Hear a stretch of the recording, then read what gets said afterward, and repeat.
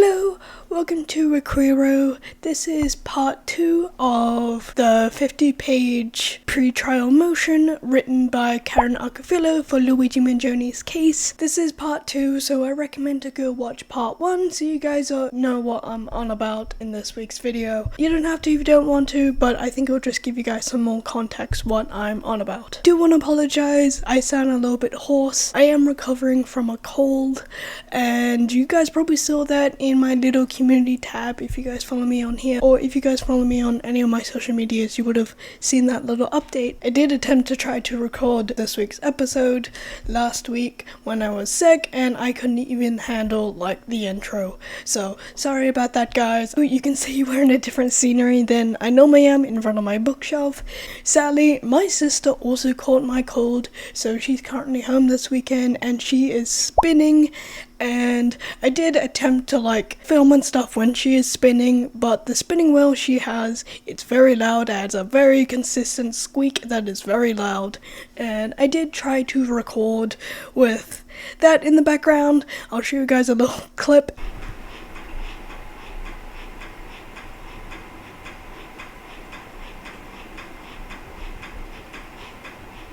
And you can very much still hear it, so I just decided to move into my bedroom. Sorry for the random change of scenery. Hopefully next week I'll be back in front of my bookshelf. This is just for this week's video, and I was determined to make this week's episode this weekend when I got better. So again, sorry about that. Sorry this video came out a lot later than expected. Sorry guys. One thing I do want to add here is this will be the last Luigi Mangione case update for a while. Please don't be sad. I won't stop talking about Luigi Mangione. That will be the last thing I'm gonna do, because we need to keep talking about him. We need to keep making sure he's still in the public eye so he can have a fair trial and not be forgotten. The only time I will stop talking about him is he wants me to stop talking about him, and then I will stop, or his legal team, and then I will stop. But I will come in over the next couple of weeks and just make another big video of all the little itty bitty updates we have on Luigi Mangione's case. I've done it in the past where we get one major big update. I'll come in and talk about that in the future. But for now, this is going to be the last Luigi Mangione update for a while. But it doesn't mean I won't stop talking about him. We'll just be talking about other cases and other topics during then, and then I'll come back. And if you guys have a topic or case suggestion, please let me know in the comments down below, or even better, there is a little section on the website where you can put a case or a topic down, and you guys think it needs some more light shed on it, please let me know. This is what this channel is about. I kind of want to talk about things that the media doesn't really talk about, and it should have some more people should talk about it more, so please submit it there. You can add more things like articles or little blurbs or what country it's from, so please upload it there. I would love to know for next week's video. If you have a good suggestion, please let me know. But one thing about that, if you want to suggest a case, please no murder cases. There's already enough true crime YouTubers, podcasters that talk about crime, true crime, murder and all that, and they do not respect the victim or the victim's family, and they go into gory detail, and I don't like that. So I do not want to talk about that, and I do not want to support that kind of stuff, and I don't want to be another channel, podcast place to add to that. So I do not want to do that, but I will do missing people's cases or other things like that. So yeah, no murder, true crime cases, please. Or conspiracy theories. I don't know why I had to put that there, but I feel like some person will do that and go, this is a conspiracy theory, this is not true.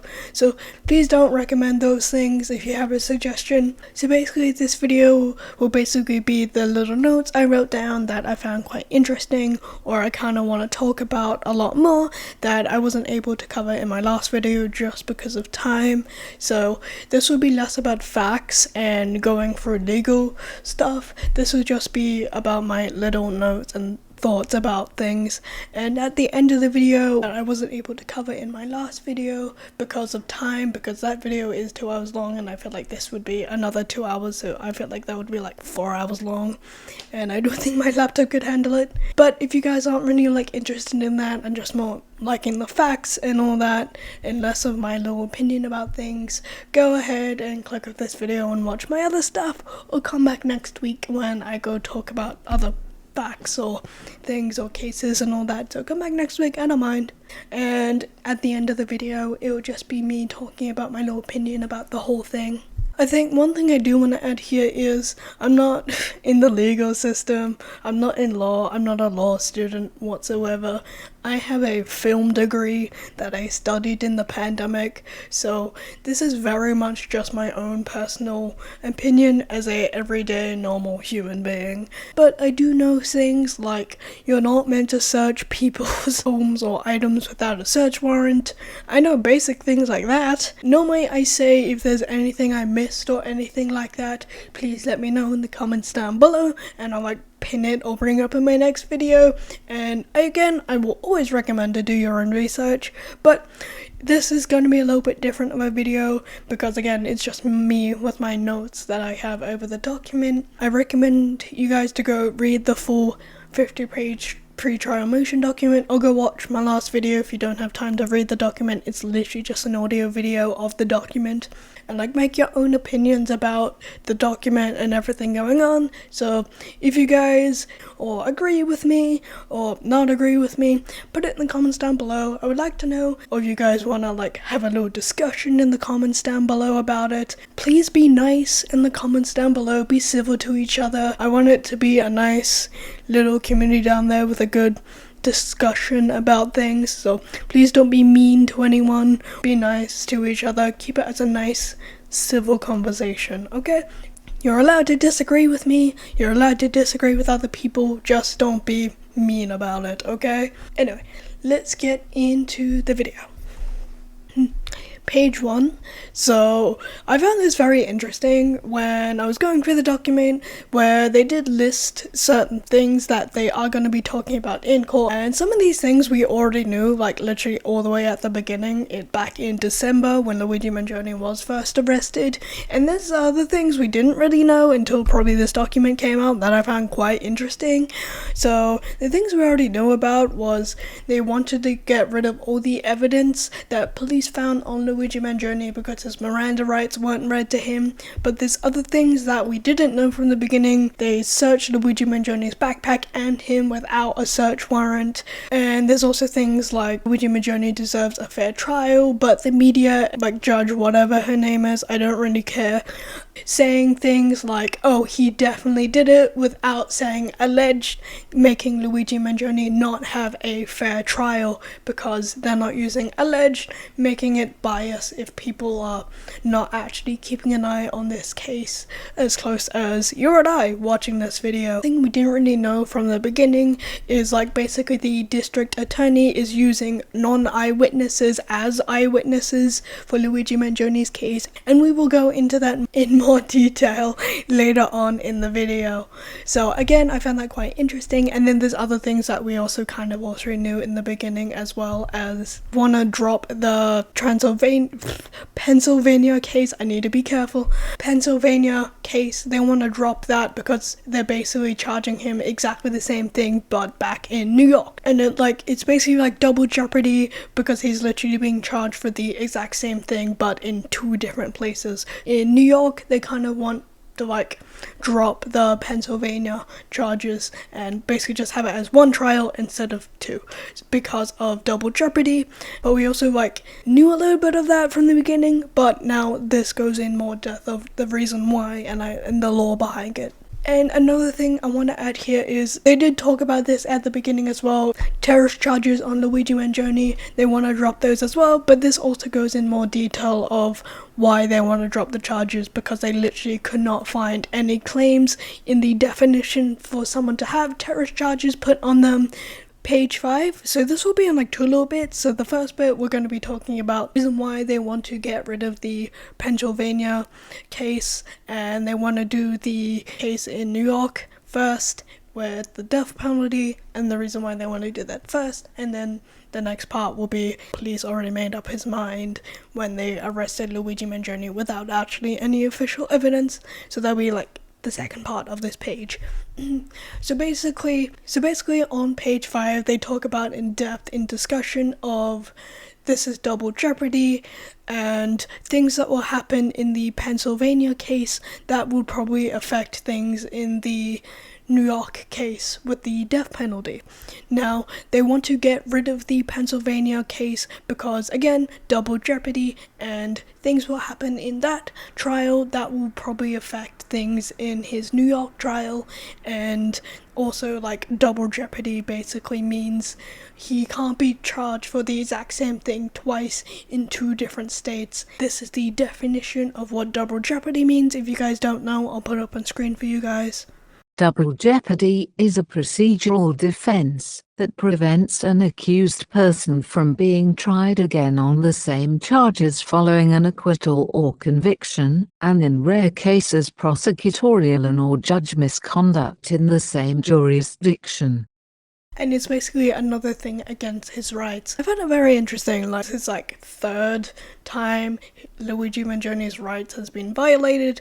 First time when his Miranda rights weren't read to him, and then now it's like his double jeopardy rights. It's very interesting, honestly. Hi, it's voiceover me. I know in the video I said 3 of his rights were violated, but I only said 2 of them. Third one is when Luigi Mangione's backpack, and he was also searched without a search warrant.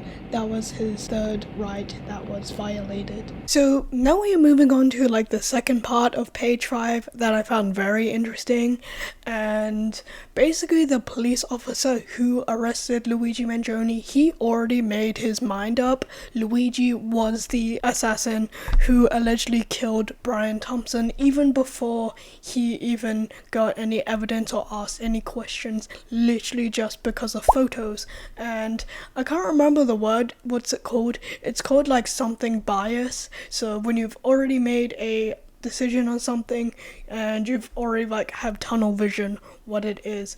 So this is what I think basically what happened. He already had tunnel vision. It's like, oh, this is the alleged shooter, and he already made his mind up before he even had any evidence or anything, or even before he even asked Luigi any questions about anything.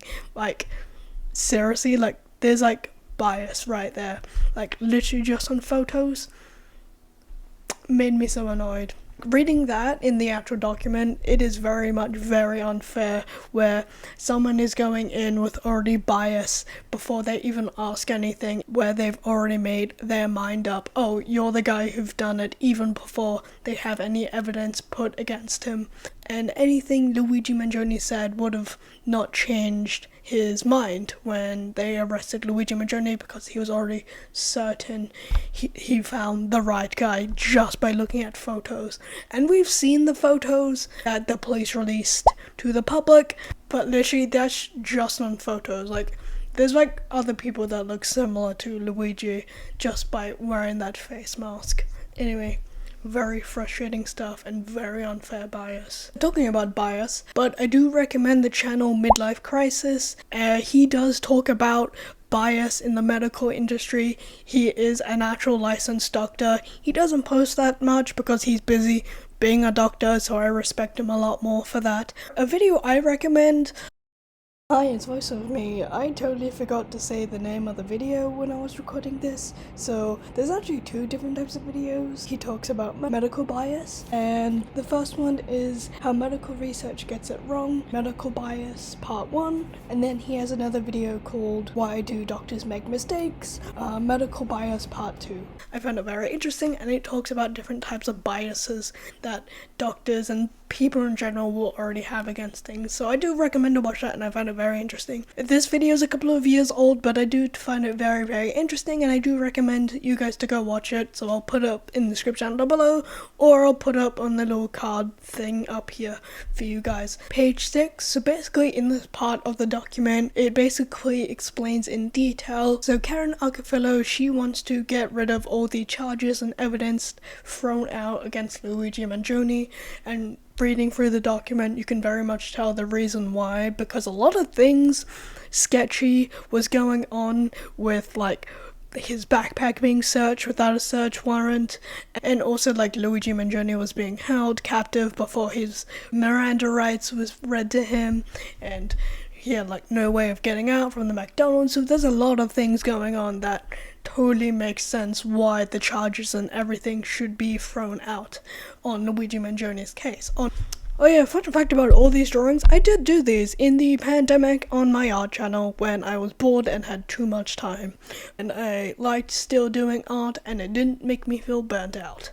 Page 7. So I found this quite interesting. So this was brought up in the actual document, and we already knew this from the beginning anyway, where about 370 people were killed in New York, very sad, but only one of them was caused such a outroar and such public attention just because it was a CEO, so that's why there were so many police and news coverage over the entire thing. And if it wasn't a, like, CEO of, like, a giant corporation that, like, does not care about taking people's lives because they can't afford life-saving measures that they obviously need because it's not necessary in their eyes, this wouldn't have not gotten as much coverage as it did. Like, this would have just been another case of, oh, someone died in New York, sorry for, like, the person's family members, and then people will move on. But just because it was a CEO of a giant company, that's the reason why it got so much coverage than it would if it wasn't. We already knew that in the beginning,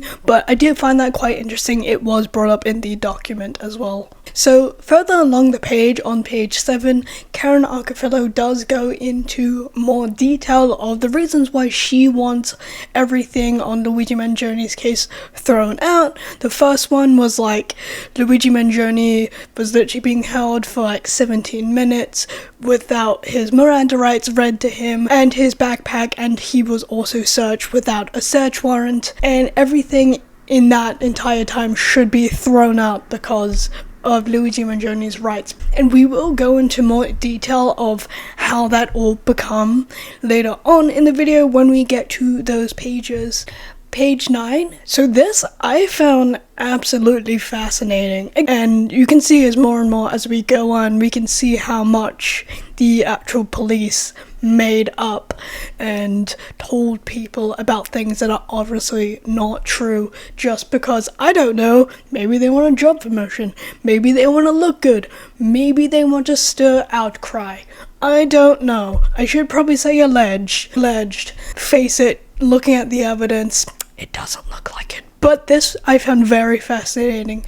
So if you guys remember at the very beginning when this all happened in December last year, so apparently the bullet cases that were found at the scene said deny, defend, and depose. That's what the police released to the public, and everyone went wild with that, and also the alleged manifesto Luigi wrote. Now, in this document, it actually says the police said that and leaked to press, saying that's what they found at the scene, and in reality, that's not true. A couple of days later, they took that statement back. Oh yeah, no, that's not true. The bullet cases did not say deny, defend, depose. So basically, the bullets are not even real. So the thing that they made such a big deal about at the beginning when this all started is not even real. And one thing about follow-ups, no one even looks at that. A very good example of this is the alpha wolf stuff, where the man who actually did the study, he went back and realized no, it isn't the male wolf, it is actually the female wolves, and no one will go back and look at the actual study, and he does regret those actual decisions he wrote in his first article. But that's a very good example, and now every toxic douchebag man on the internet thinks they are a alpha wolf. Anyway, that's a very good example of people not reading follow-ups of stuff. So the bullet cases are not even real. What the fuck? Seriously, the police have made up and fabricated in this entire case is absolutely astonishing. We will see this more as we go on, of the police making up shit. Page 10. So On this page, it very much talks about when Luigi Mangione was very much trapped in and wasn't really allowed to go. And I said this a little bit in my last video, but I am going to say this here as well. I did read about that in like documents beforehand where Luigi Mangione was trapped in by police and he wasn't really free to go. And seeing the actual like body cam footage of police, you can very much tell he was not free to go whatsoever, just how he was trapped in. And I feel like anyone in that situation would 100% feel like they would not be able to free to go, because literally there's a wall there, a table in front of him, and then the police officer blocking his exit. If he wanted to get out, he would like need to jump over the table, and I don't think anyone would do that unless they were like really wanting to get out. And also in this part of the document talks more about when Luigi Mangione was being questioned at the McDonald's, and the police officer already thought and assumed Luigi Mangione is the actual assassin who allegedly killed Brian Thompson, and he was already putting words in Luigi Mangione's mouth when he was being questioned about if he was in New York. He already came in on a bias anyway, thinking he was the man who allegedly killed Brian Thompson. So I feel like whatever Luigi Mangione said or would have done, the police officer wouldn't have not cared because he thought he found the right guy. Page 11. So this is where we go into more detail of when Luigi Mangione was arrested and what happened at that McDonald's. The police officer that was asking Luigi Mangione questions and already had an unfair bias, assuming he was the alleged shooter of Brian Thompson, also asked his other colleague that was also there at the McDonald's to block Luigi Mangione's exit. He was also asked Luigi Mangione in a very stern way, asking him why is he nervous. And one thing I do want to say about that is I feel like anyone would be terrified and nervous if like two police officers approach them, even if you haven't done anything wrong. They're very intimidating, okay? And also at the same time, he was asking Luigi Mangione more and more questions, like where is he from? Is this his real ID? He also frisked Luigi Mangione for like any weapons. By the way, as we go on, this has happened multiple times already. And also, the police officer that was asking Luigi Mangione questions, he did go outside and made sure his colleague stayed, making sure Luigi Mangione is further trapped in where he is currently sitting. He did go outside and made a phone call. He said he 100% found the shooter of Brian Thompson at the McDonald's without doing any further questions or investigating or anything like that, because he already went in with an unfair bias by seeing photos of the shooter. Now, we've all seen those photos, and honestly, you can't really tell that much from looking at people's eyebrows. Then you can't go off just that. And everything was already put against Luigi Mangione when police already showed up, because they went in with an unfair bias. And I feel like anything Luigi would have said wouldn't have done anything because the police already went in there with an unfair bias. And also on page 11, it also confirms Luigi Mangione was very polite and he did exactly what the police asked him to do, compliant for the entire thing. Page 12. So you guys probably like remember this in a couple of like videos ago where we talked about Luigi Mangione was very much trapped where he was sitting at McDonald's by the police, and this very much confirms he was. And seeing the actual body cam footage and how many police officers that were there, it's very, very scary. It's like, I did not realize how many police officers were there until I actually saw the body cam footage. It's like, whoa, there's a lot more than I thought there was.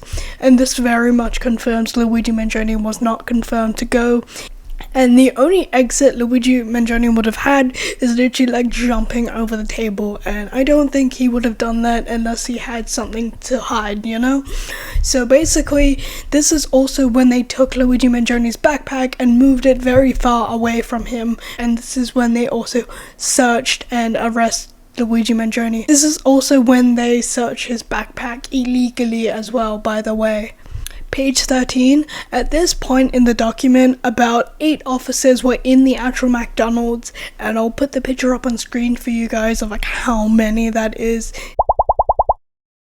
At this point, there was about 8 officers surrounding Luigi Mangione, making sure he can't leave the McDonald's whatsoever. And one of the officers that were there asked, the police officer that was asking Luigi Mangione questions, was he read his Miranda rights, and he had to be reminded to do his job correctly, to read Luigi Mangione his rights.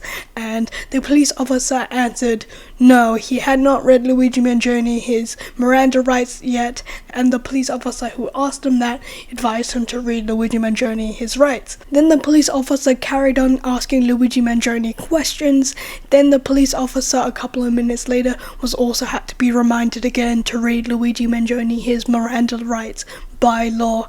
Then Luigi Mangione was read his Miranda rights, and also he asked Luigi Mangione what his full name is and his birthday, and if he gave the police another false name, he would be charged for false ID.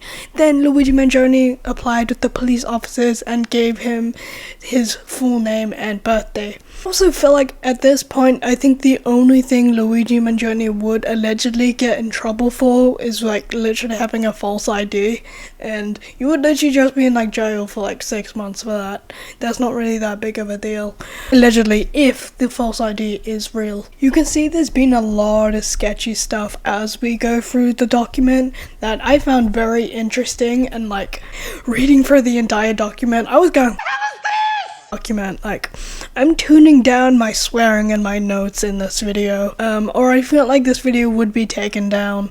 Page 14. After 20 minutes, Luigi Mangione was read his Miranda rights. Then police asked him, does he want to talk to police enforcement, and then he shook his head no. Then also he was also patted down again for a 3rd time. This is the 3rd time he's been patted down, twice beforehand before he was read his Miranda rights. 1 minute later, Luigi Mangione was told he was not being held in custody. That's a fucking lie, I might add, with the 9 police officers in the McDonald's. So he's free to go then. If there's like 9 of you currently in the McDonald's surrounding him, he's free to go. No, that's a fucking lie. Anyway, I need to turn down my swearing, I'm getting mad.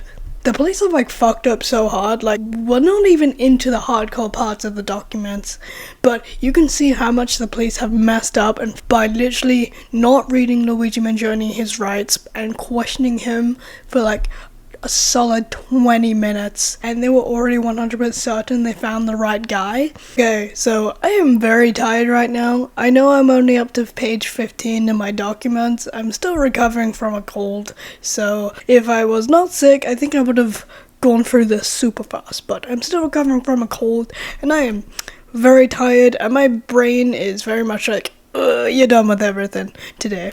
So I will see you guys all tomorrow. Sorry for the continuity, and we will carry on with the document. Sorry about that, guys. See you tomorrow.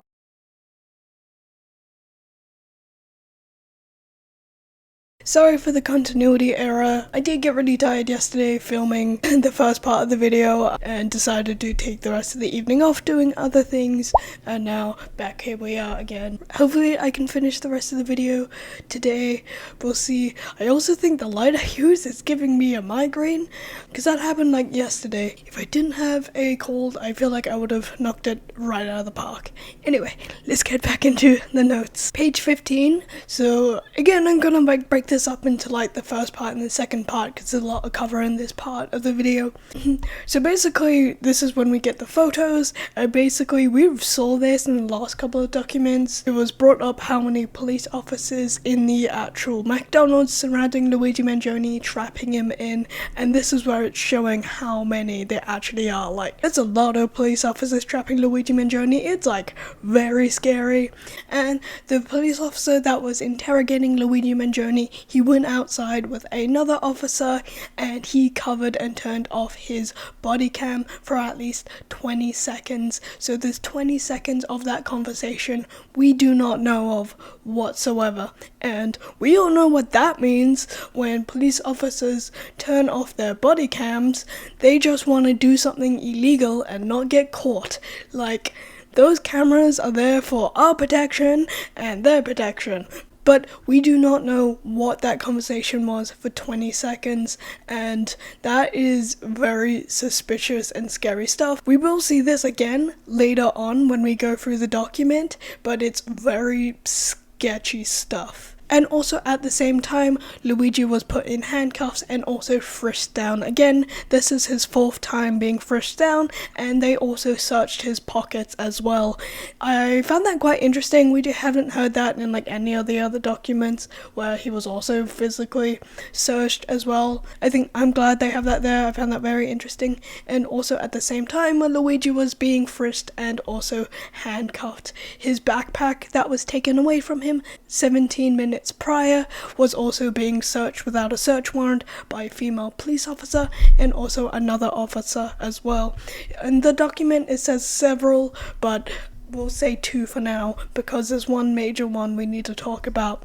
So the female police officer searched Luigi Mangione's backpack that was several feet away from him without a search warrant and going through different items that are even like packed and wrapped, say, in plastic bags, still without a search warrant. Page 16.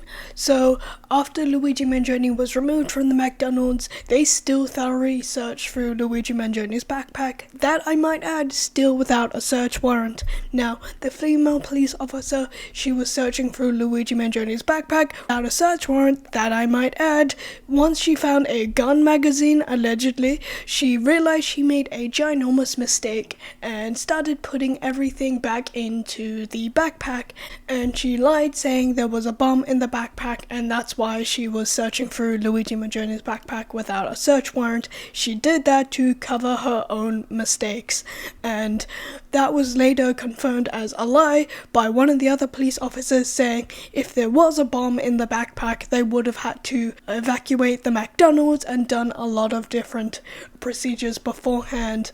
Then the police officer putting the backpack that she said had a bomb in it, and that's why she searched it, put the backpack in her police car so they could take it back to the police station to be searched.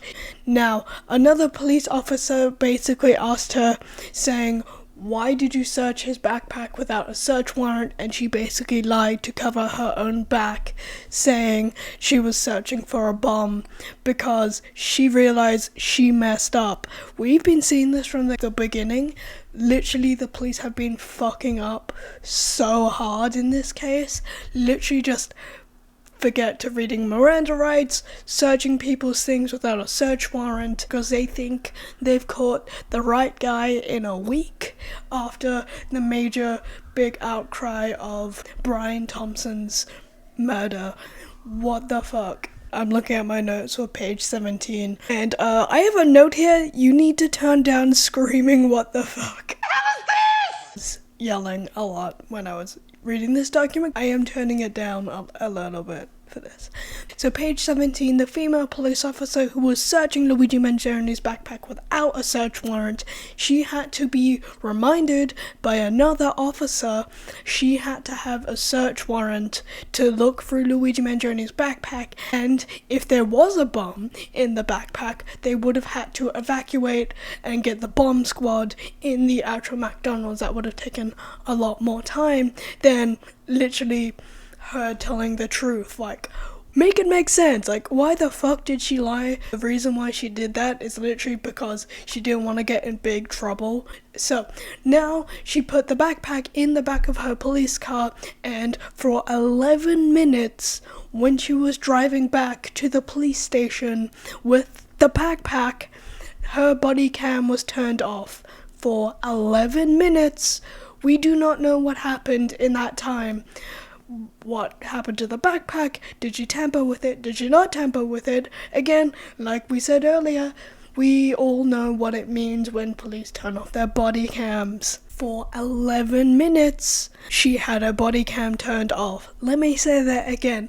11 minutes, her body cam was turned off. So we do not know what happened in that time. Once she got to the police station and have Luigi Mangione's backpack, she searched the exact same spots that she searched at the actual McDonald's, but just at the police station.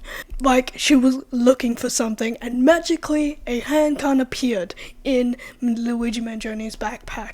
Wonder where did that come from? Also, that I might add, they still do not have a search warrant on Luigi Mangione's backpack. I feel like I would be yelling if I did this yesterday. We're getting that. I'm getting so angry. So much rage. By the way, we're not even past page 17 yet, by the way. Another thing I want to add, if she found a handgun in the backpack, I feel like she would have found that at the actual McDonald's and she would have said something at the McDonald's, but it's magically there once she got back to the police station. Readdress her story. Again, she also said to another police officer once she was at the station, retelling her lie, saying, oh, the reason why she searched the backpack at McDonald's quickly is because she thought there was a bomb in it. It's a blunt lie. I need to turn down my swearing. I am mad, or this video won't be monetized. What am I on about? I don't get paid for this shit. And also, when she was looking through the backpack that the gun magically appeared in, she also found all the other evidence that we knew of from the beginning. She still does not have a search warrant to search Luigi Mangione's backpack, and there was a full 11 minutes that she was left alone with the backpack that we do not know what she did with or not did with. Is that a word?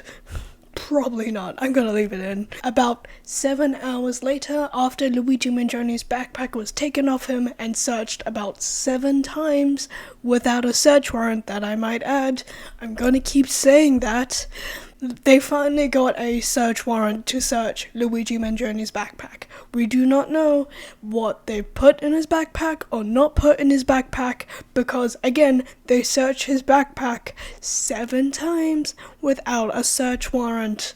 What the fuck? 7 hours. They finally got a search warrant to search his backpack that they've already searched.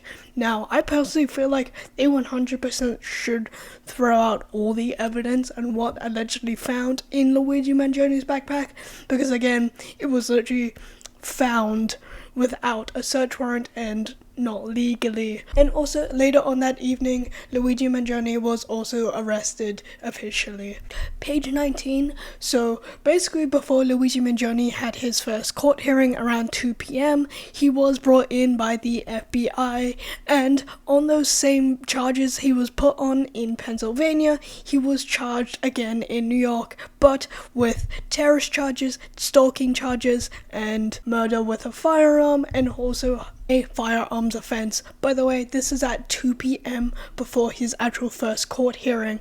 I can't imagine what the hell's going through Luigi Mangione's head at that time. It must have been so confusing and so goddamn stressful. Like, literally, more charges were dropped on you literally a couple of hours before your first court hearing. He must have been going, what the hell? What's going on? I would be so confused and mad. Maybe that's why he was like screaming. As completely out of touch and an insult to the intelligence of the American people and lived experience.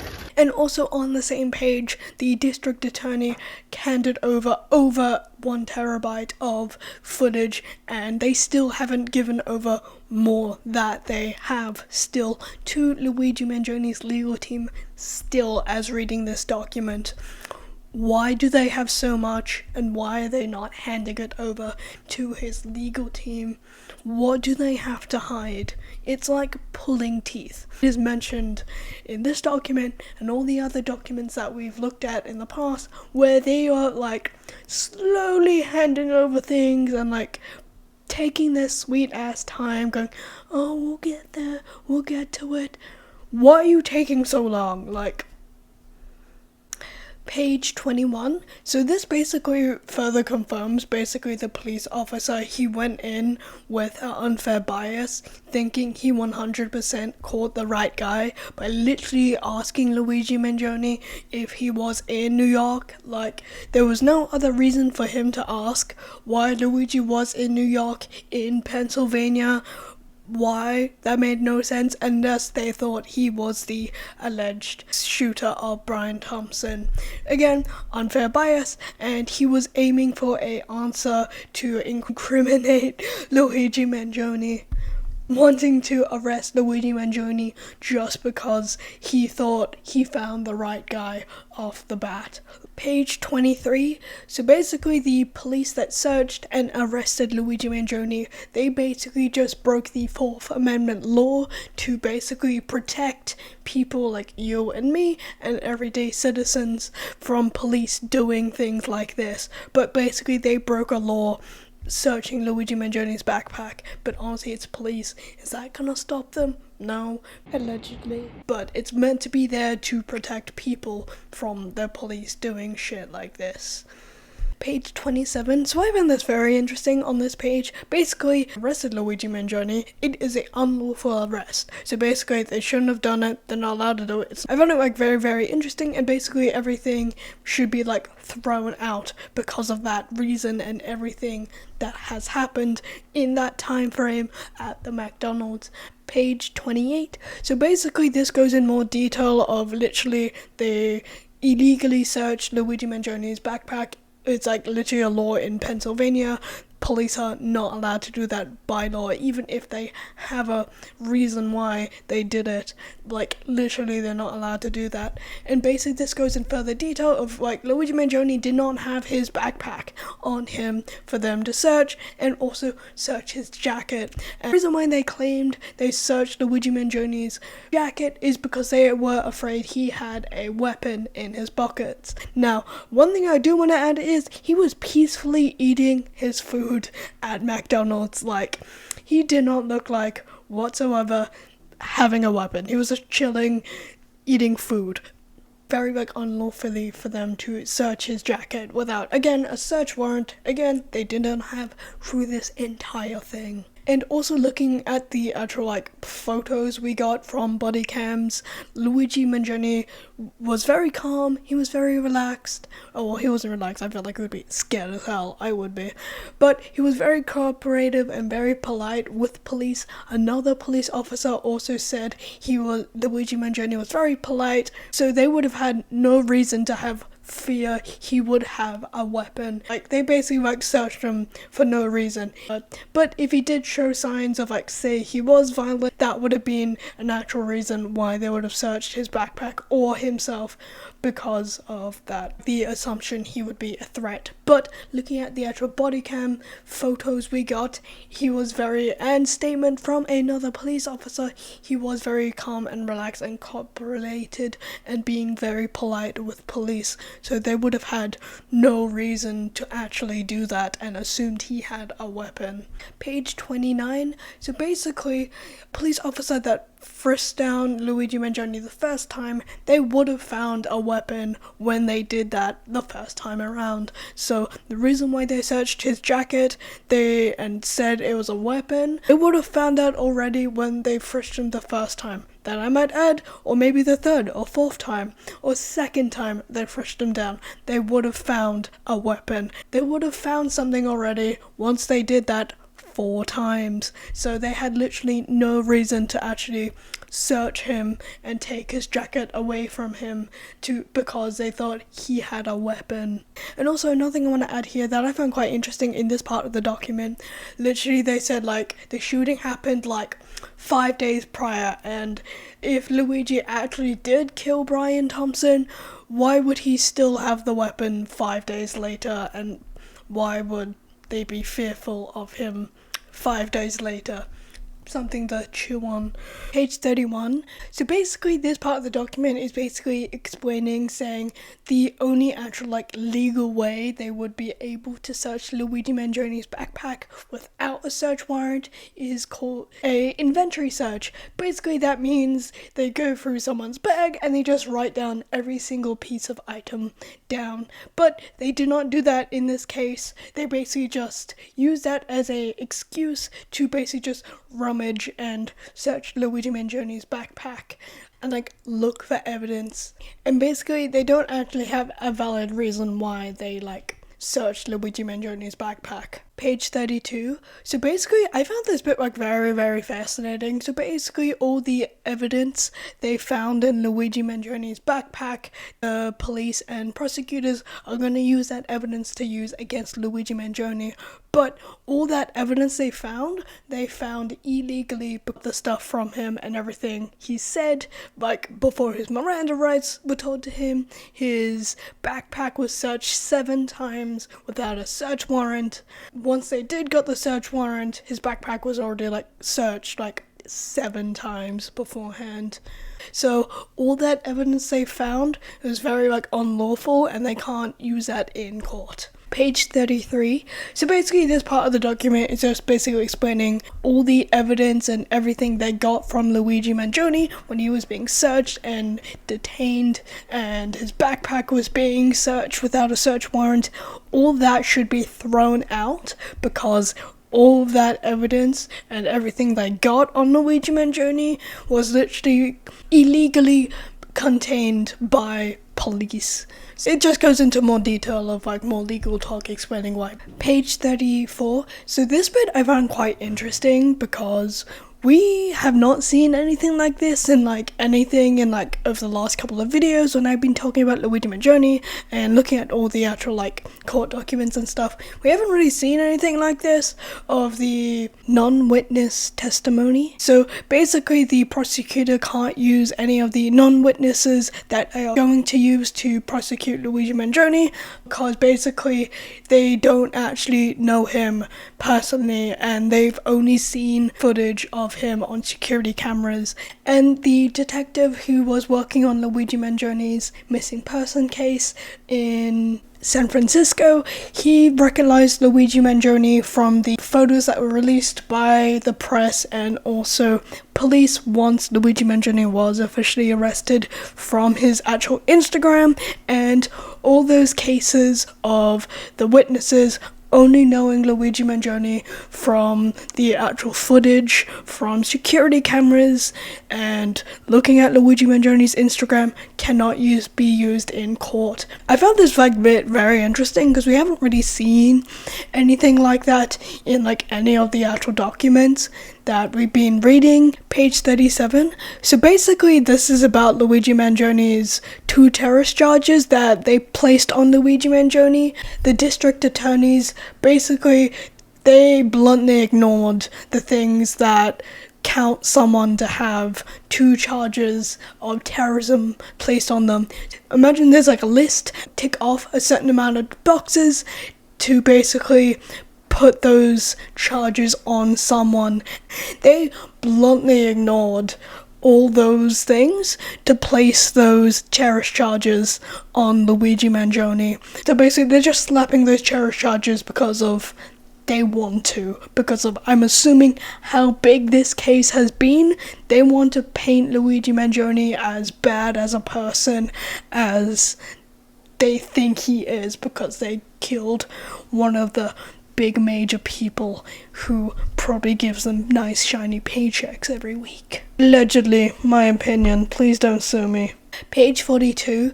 The reason why the prosecutors are holding on to the evidence for so long is because some businesses were afraid for their safety, and that's why they were holding on to the evidence for so long.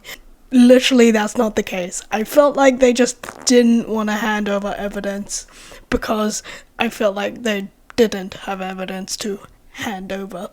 My opinion, please don't sue me. 43, the literally like terrorist charges were put on Luigi Mangione is literally just because of the reaction of like all the American healthcare systemness in the medical industry, and that's the only reason why they put those terrorist charges on Luigi Mangione when they literally have no actual like claims to put those terrorist charges on Luigi Mangione.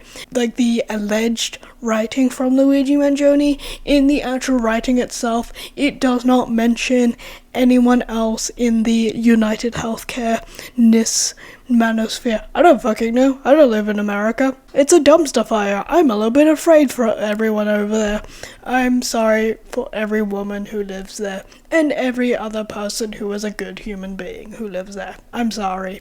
And if the alleged manifesto was actually written by Luigi Mangione, written down other people's names in there other than Brian Thompson, if he was against United Healthcare and the American healthcare system, I feel like if he allegedly did it, he would have written down other people in the hierarchy of the American healthcare systemness of the dumpster fire that it is. It only mentioned Brian Thompson. That's kind of suspicious. Now, the actual manifesto has not been released to the public, so I can't look at it unless there is and I just can't find it or it's been deleted off the internet. You know, remember that fun time when Luigi's name was flagged, even if you were talking about the character from Mario Kart? Good times. Anyway, I talked about that in my first video, if you're curious. So we basically don't have the alleged manifesto Luigi Mangione wrote. I want that to be released to the public. I want all the internet detectives comparing his actual handwriting to the actual alleged manifesto handwriting Luigi Mangione wrote. No one really talks about that now, honestly. Again, I think it was very much hyped up at the time. Probably not real like the bullets, honestly. Allegedly. The manifesto alleged, not the bullets. We know that the bullets aren't real. Page 45. Basically, the police were the ones who brought up the hype of everything happening with this case. Basically, the police were the ones who leaked the alleged manifesto by Luigi Mangione.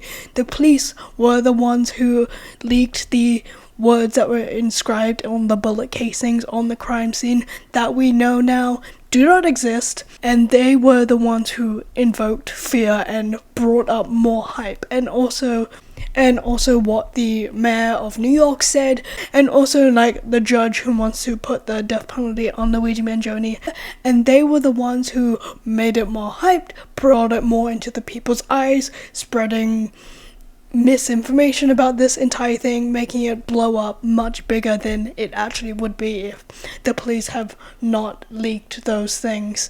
And what the New York mayor said basically once they arrested Luigi Mangione, if all that never happened, this would have just been another regular case of someone big and rich got shot in front of a hotel, and that would be that. But just because of how much this case had blown up and the police had put fear in the United Healthcare workers, this has blown up a lot much more than it would have.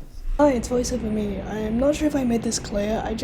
I'm talking about the hype of around the fear that a lot of people in that kind of industry have about Luigi Mangione compared to the actual hype of the everyday American people who can't afford or have problems with the American healthcare system. That's a different thing entirely. This is just with the fear-mongering what the police are trying to do. That's all. I thought I should put that here. Okay, bye.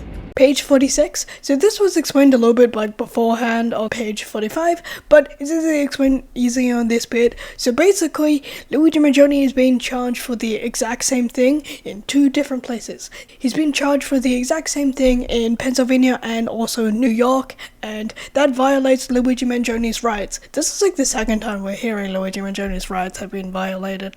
Miranda rights weren't read to him, and now he's been charged for the exact same thing twice in 2 different places. And basically that's double jeopardy. Like, you're not allowed to charge someone for the exact same thing in 2 different places. It is not fair. That's what it means. So basically they want the New York case with the death penalty to go first compared to the Pennsylvania case, because like things in his Pennsylvania trial will affect things that will happen in his New York trial. So basically they want to drop the Pennsylvania charges and everything in that case, so they just have 1 instead of 2. Because Luigi Mangione basically been charged for basically the same thing twice. Page 51. So basically, just because of like how high profile this case is and how much the media is doing a unfair bias against Luigi Mangione, saying he did it instead of saying he allegedly did it. Like, also when the death penalty was put on Luigi Mangione, that was announced on Instagram by a judge. I know I should say her name, but I don't care enough about her or remember her name, and put the death penalty against Luigi Mangione. And also like what the police announced to the public and what the mayor of New York and what he said once they arrested Luigi Mangione. This is a very high publicized case, and it will make it like very hard and unfair to find an unbiased jury for Luigi Mangione for his case. Just how big this has been publicized and how much the media have been talking about him and making it like a very unfair bias. So Luigi Mangione can't really have a fair trial that he deserves, by the way. Everyone deserves a fair trial. I said that in my last couple of videos. He definitely does, because it literally has. This full Luigi Mangione case has been blowing up. Page 54.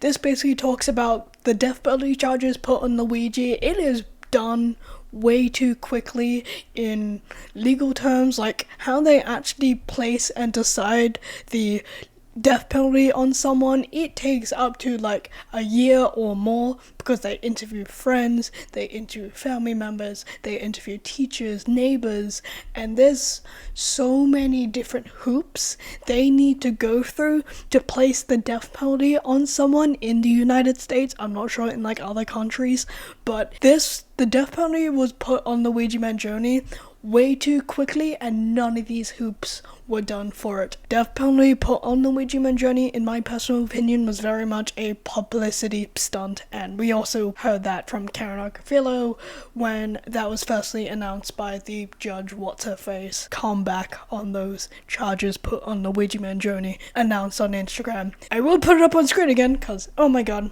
we love you, Karen. You're great. By seeking to murder Luigi Mangione, the Justice Department has moved from the dysfunctional to the barbaric. Their decision to execute Luigi is political and goes against the recommendation of the local federal prosecutors, the law, and historical precedent. While claiming to protect against murder, the federal government moves to commit the premeditated, state-sponsored murder of Luigi. By doing this, they are defending the broken, immoral, and murderous healthcare industry that continues to terrorize the American people. We are prepared to fight these federal charges, brought by a lawless Justice Department, as well as the New York State charges, and the Pennsylvania charges, and anything else they want to pile on Luigi. This is a corrupt web of government dysfunction and one-upmanship. Luigi is caught in a high-stakes game of tug-of-war between state and federal prosecutors, except the trophy is a young man's life. Basically, the death penalty charges put on Luigi Mangione were done way too fast to be actually legit. Page 55. Basically here they're saying April 24th, 2025. That's when they put in their motion to proceed the death penalty on Luigi Mangione. It is still very much ongoing, so it hasn't been officially finalized. It is still going on, but they do want to battle the death penalty put on Luigi Mangione in this part of the document. Again, it's still very much ongoing. It hasn't been 100% finalized, but it has been put forward, if that makes sense, by the prosecutors. Page 57, last page. This has been a big one. Oh my god. This is just basically a wrap up of like everything that was like discussed in the full document. They want to get rid of the terrorist charges placed on Luigi Mangione because basically they don't have anything to have to put against him for those charges. They want to get rid of all the evidence because all the evidence that was gathered from Luigi Mangione was illegally, and also how publicized this case has been by basically the police, mayor of New York, Judge What's-Her-Face, who put the death penalty on Luigi Mangione, announcing on Instagram how publicized this case and how the media has been painting Luigi Mangione will make Luigi Mangione have an unfair jury, and that isn't fair on Luigi Mangione. They want to get rid of the Pennsylvania case entirely because he is being charged for the exact same thing twice, basically. And that is not fair on Luigi, and that's like double jeopardy. Whew, that was a big one. All of my notes. Normally I would with this type of thing, I would normally do it at the end of me reading the big document like you've seen a couple of times, but just because of how long the last video was, and majority of that was just an audiobook of the full document, I wouldn't have had time to do this bit on that video. So I hope you guys found it interesting. Basically this bit of the video will just be me talking about my no opinion about the entire 50-page pre-trial motion written by Friedman Agnifilo for Luigi Mangione's case, and that's basically what this part of the video will be, and then I'll let you guys go and you can do whatever.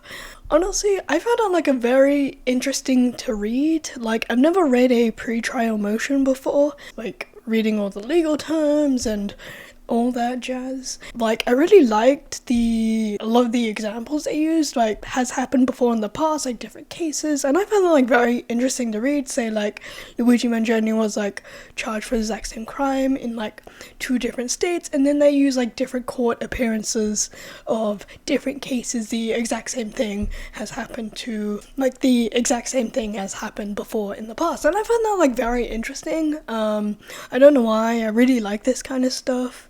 I always like true crime, but I'm more the court side of things, the court appearances, and then also the investigation side of things. I like that kind of stuff. I don't like the murder itself. I don't like that. I think I said this at the very beginning, even before I was looking into the full case and everything, back in December or earlier this year, when I just kept seeing I was very much seeing holes in the story of the police's story of things, and I think we all already knew this from the beginning with the police stories and all that. There was a lot of holes forming from the police side of things, and I said that in my very first video.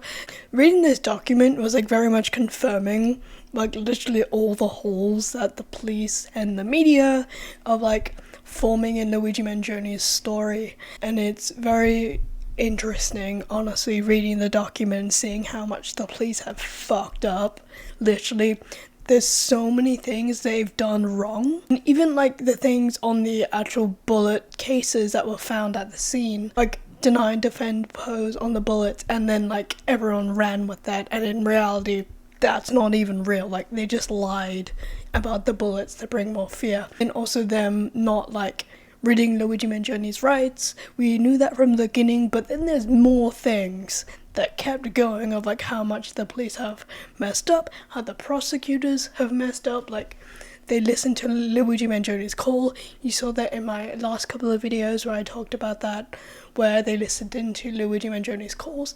There's so many things that the prosecutor and the police have fucked up, and then also the media are running wild with it, where they're saying, oh, Luigi Mangione 100% did it, and then the judge lady just making a new Instagram. And then there's something that I find very interesting that haven't really brought up in the last couple of documents. The police are trying to get non-witness eye testimony, basically just get people on their side to say, oh yeah, we know who he is. He definitely did, by like not even being there on the scene and just knowing what he looks like literally just from Instagram photos and footage. Then also again, like when Luigi Mangione was brought in again by the FBI and having more charges put on him before his first court hearing, and then more things coming out of like basically one of the police officers when they searched his backpack without a search warrant and she just bluntly lied because it was a bomb. Like, there was so many things, like what the fuck. Oh my god, I probably swore way too much on it, and like gathering all the like information we've had over the entire situation. Again, this is like my full form opinion about the whole entire thing up to this point, and again, this is mostly from this document. Like, for a while I was kind of like in the middle if I thought he did it or not. I wasn't really sure. Now I'm like more like I don't think he did it. Like, I feel like he's just a guy who just went to McDonald's for breakfast one day, who just had back problems, literally just from like looking at the initial documents and seeing like the actual information instead of like the misinformation from the media or people on Reddit or TikTok or whatever. Please don't get your news from there, please. This is my personal opinion, unless like we go and get more information in the future that's like proving otherwise, then we'll see if my opinion changes or not.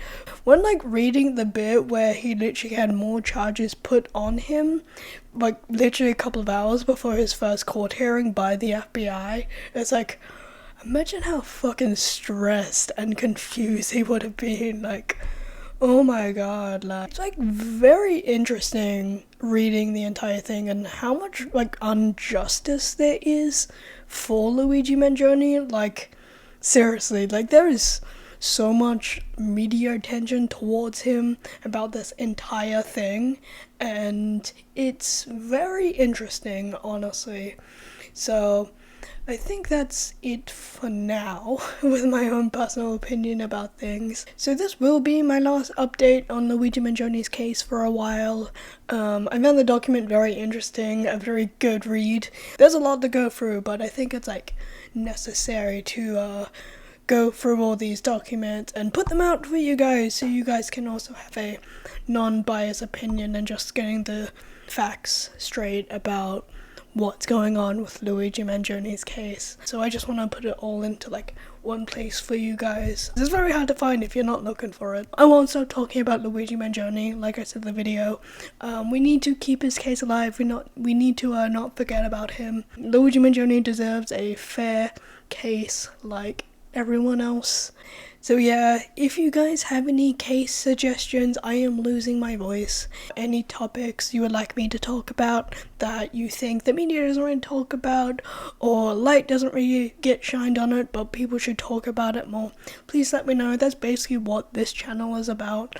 I want to talk about things that the media doesn't really talk about, or people don't really talk about, but it definitely needs some more light shined on it. So please let me know. Thank you for watching this week's video. Oh my god, it's been such a big one, and I think I am losing my voice. Sorry for the random continuity halfway through this video. Recovering from a cold still, and I could not do the full thing like I normally would do. Thank you for being patient with me. Sorry I was sick and I couldn't upload last week. Recovering from that cold took a lot out of me, even if it was just a cold, so thank you for waiting for that, guys. So yeah, thank you for watching this week's video. I upload every week, sometimes 3 times a month. Depends what I'm working on, or I'm sick in this case. You can subscribe if you want to, it's okay if not. And if you want to keep up to date, you can follow the channel's social medias. They'll be down below. That's where I post little updates of what I'm working on and all that. And I also made a Facebook page for the channel as well, if you guys have Facebook. If you guys want to follow me personally, all of my social medias are down below as well, and everything I used in this video will be on this week's episode on the website. And let me know what you think about my little thoughts on the entire 50-page document on Luigi Mangione's case by Karen Agnifilo. Let me know. Keep it civil down there. Be nice. If you are mean down there, to me or anyone down there, we'll block you on everything. I'm not afraid to do that.